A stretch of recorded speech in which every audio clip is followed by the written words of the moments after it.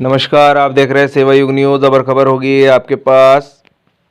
सहारनपुर के police line स्थित सभागार में पुलिस उप महानिरीक्षक अजय कुमार साहनी द्वारा सहारनपुर परिक्षेत्र में आगामी लोकसभा सामान्य निर्वाचन 2024 की तैयारी के संबंध में प्रेस वार्ता की गई, जिसमें प्रेस वार्ता में सहारनपुर के एसएसपी डॉक्टर विपिन तांडा, एसपी सिटी अभिमन्यु मांगली भी शामिल रहे। जानिए क्या कहा डीआईजी अजय कुमार साहनी ने। सेवा युग की ब्रेकिंग न्यूज़ देखने के लिए हमारे चैनल को सब्सक्राइब करना ना भूलें। Bureau report Nishant Gupta. Sir, चुनाव को लेकर क्या व्यवस्था की गई है? कितने संवेदनशील, कितने अति संवेदनशील और कितना फोर्स लगाया गया है और कहां-कहां डाउटफुल है? चुनाव को लेकर जैसा कि आप लोग जान रहे हैं कि ये जो तीनों लोकसभाएं हैं, प्रथम चरण में इनका चुनाव 19 अप्रैल को होना है।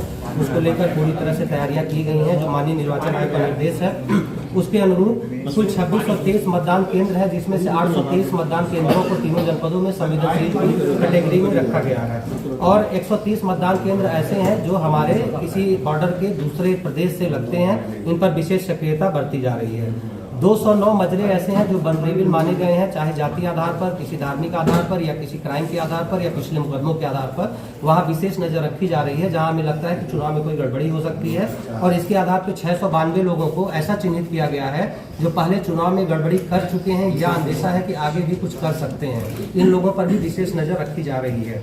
इसके अतिरिक्त पर्याप्त मात्रा में हमें पैरामिलिट्री फोर्सेज, अन्य प्रदेशों से पुलिस बल, पीएसी अलर्ट किए जा रहे हैं। काफी मात्रा में पुलिस बल आ चुका है तीनों जनपदों में। पर्याप्त इनकी पेट्रोलिंग और रूट मार्च किया जा रहा है, जिससे लोगों को एक सुरक्षा का वातावरण मिले और अच्छे माहौल में वोटिंग हो।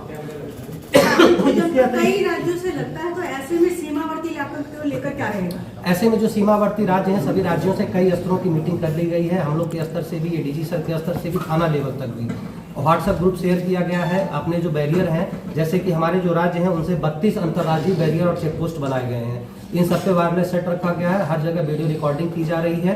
पर्याप्त मात्रा में पुलिस बल और पीएससी इन बैरियर पर लगाया जा रहा है। अन्य राज्यों से भी बात करके ये सुनिश्चित कर लिया गया है कि उनके यहाँ से भी कितने पुलिस फोर्स मौजूद रहेगी। इस पर हम लोग विशेष नजर रखे हुए हैं। साथ ही जो 123 केंद्र अन्य राज्यों से हमारे लग रहे हैं, उन पर जितने भी हिस्ट्री शीटर और माफिया और हमारे वांछित लोग हैं, उनकी सूची हमने दूसरे राज्यों के साथ भी शेयर कर ली है कि वो लोग भी इसमें अगर उनके यहाँ कोई सूचना है तो कार्य करें। जो सीमा से लगे हुए मतदान केंद्र हैं, उनके लिए क्या व्यवस्था रहेगी? फोर्स पहुंचने सभी पे पैरामिलिट्री फोर्स लगा दिए गए हैं। इसके अतिरिक्त जो दूर हमारे सीमा से लगे हुए मतदान केंद्र हैं, उन पे एक लेयर की और सिक्योरिटी हम लोगों ने रखी है।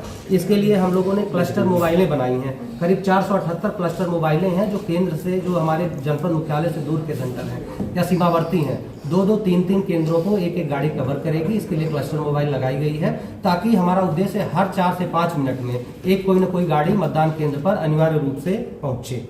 इसके अलावा जो है 58 जोन और 478 सेक्टर में डिवाइड किया गया है सारी चीजें और 39,085 शस्त्र लाइसेंस है इस समय तीनों लोकसभाओं को मिलाकर पूरे रेंज में, जिसमें से 4,443 जमा कराए गए हैं या निरस्त कराए गए हैं ऐसे लोगों को जिन्होंने उसका अवैध प्रदर्शन किया है या उसका कोई आपराधिक कृत्य में प्रयोग किया है या उससे किसी को डराने धमकाने की कोशिश की है। साथ ही एक कमेटी बनी है जो ये निर्धारित करेगी किसके शस्त्र जमा कराए जाने हैं, किसके छोड़े जाने हैं। वो तीनों जनपदों में टीम बन गई है, वो टीम अपना कार्य कर रही है और भारी मात्रा में करीब 96.5 लाख रुपए अभी तक अवैध कैश बरामद किया गया है, जो कि इनकम टैक्स की टीम को सूचित करके उन्हें सौंप दिया गया है।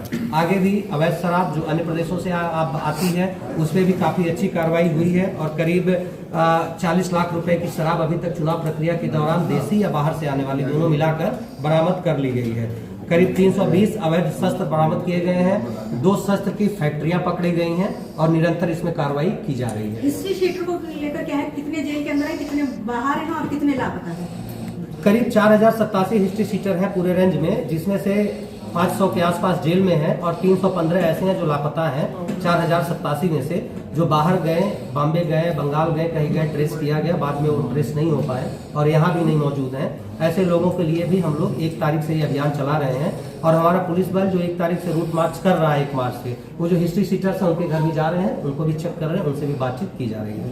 डीआई सर, ये आचार संहिता का जो पार्ट है अभी शायद इन दुकानदारों ने नहीं पढ़ा है। कुछ होटल और रेस्टोरेंट वाले हैं जो देर रात्रि में शराब पिलवा रहे हैं और जो बार है वो आगे से तो बार को बंद कर देते हैं और पीछे से रास्ता खोल देते हैं और शराबें अंदर चलती रहती हैं। 12-1 बजे तक लोग बैठे रहते हैं। देखिए, इसमें 2 चीजें हैं। हमें केवल आचार संहिता ही नहीं बल्कि हर समय सीमा निर्धारित है, कितने बजे तक दुकानें खुलेंगी, प्लस शराब कहाँ बिकेगी, उसकी सरकार द्वारा लाइसेंस दी जाती है। अवैध शराब कहीं नहीं बिकेगी।